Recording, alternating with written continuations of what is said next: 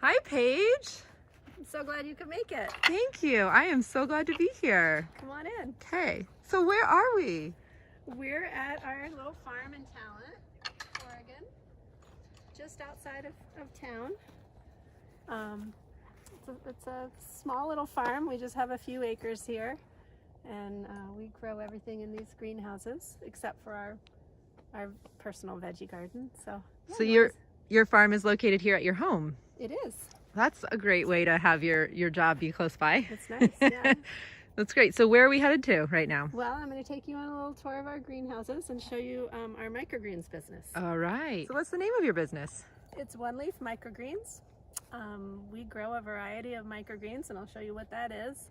And we sell them to 3 grocery stores in the valley, and usually a slew of restaurants as well, to the chefs at the restaurants. Oh, wow. That's so lucky.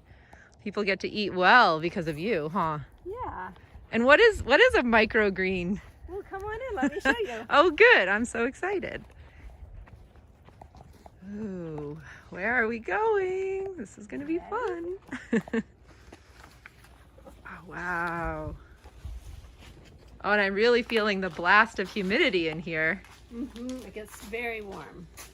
Yeah, so show us around. Tell us about this. Okay, well, these are microgreens, and what that is mostly brassicas, which are cabbages and broccoli and mustards and some herbs, and we grow them in these trays here just until they start to become they're just out of their baby stage.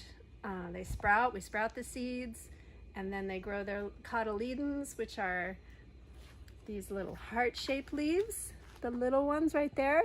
And then you'll notice just starts this first leaf, the very first leaf starts to grow, and we cut it right after that happens. Great, and we'll get to see that process in a little bit of you harvesting. In traditional farming, things aren't grown in the ground. But they are grown in soil. But they are grown in soil, right? So that brings me to, a lot of people call microgreens sprouts. And they're not actually sprouts, because the difference between a microgreen and a sprout is that a sprout is when you sprout a seed with just water, with no soil. So these are actually grown in soil, and that's what makes them a microgreen instead of a sprout. Because they grow in soil. Right. And does that have anything to do with does that affect the nutrition of a microgreen versus a sprout? It does, because a sprout has the amount of nutrition that comes in the seed, and water wakes up the seed, and in that seed is enough nutrition for that little plant to start growing through its very, very first phase of life. But once the nutrition in the seed is depleted, then the plant starts to take nutrition from the soil and the sun. So the microgreens, since they're grown in soil, they get minerals and vitamins from the soil as well as what comes from just the seed.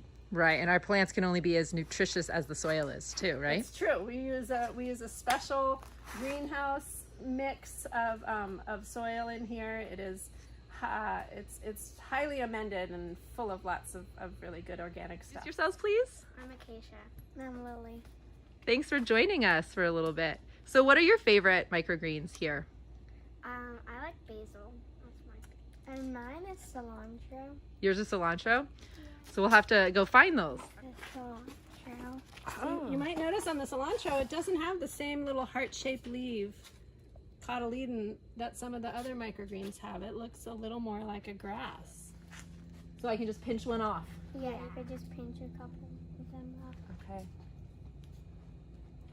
Yeah, tastes just like cilantro. Oh, they're really good. I can see why you... I know. How do you think that does it taste mild? Or? Yeah, I think that's mild. Yeah, this is like my second favorite. I really like these. How come? Because they're like, I don't know, they're just super good.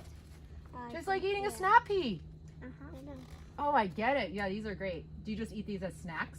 Yeah, I like eating them just on dinner. Sometimes I just like just eating those plain instead of with a salad because they're really good. Yeah, I can see why. That's and I like these ones with my salad. Mm-hmm. And do you have like a certain dressing you like to have with your pea shoots? Probably Caesar. Ooh. Yeah. Okay. My favorite. All right, I'm gonna have to try that. That's great.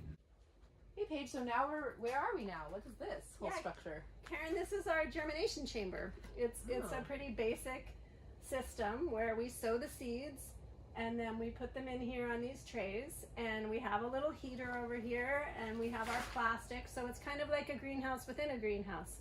Oh. We put the seeds in and the trays, and then we put the plastic down, and that ensures that we have enough heat and moisture at all times in order for the seeds to really start to germinate. That makes a lot of sense. And so it encloses all that water that's coming off of the trays of soil as well, right? Yeah, it stays And really so it's- humid in here, yeah. even in the dry summer.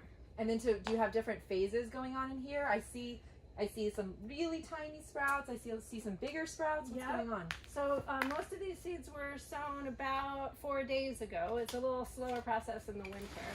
But so yeah, like here's some purple cabbage. You want to hold this one? Yeah. And here's another tray of purple cabbage, and you can kind of see like these Oh, wow. seeds were sown about 4 days ago, but these are actually almost a week. And in the winter, I like to keep them in and let them get nice and tall before I bring them out. So here you can get a really good look at what these little babies look like. These are just germinated. These were sown about 4 days ago. And we've got cabbage and arugula. Right when they're about a ½ inch tall is when we like to bring them out so they don't get too leggy, because if they reach for the sun and get too leggy, then they'll fall over when they get watered. Great. This is really cool to see.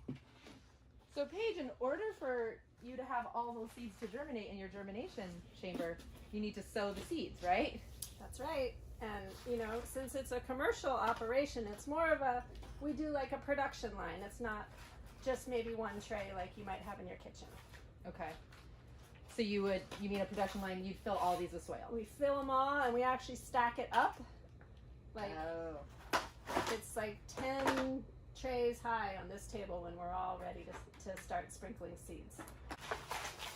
And smoothing out the dirt so that I can sow seeds for microgreens. So this is radish seed. And it takes 2 tablespoons per tray. And you just want to even out the covering of the seed. Because if they get too close, they won't grow as well.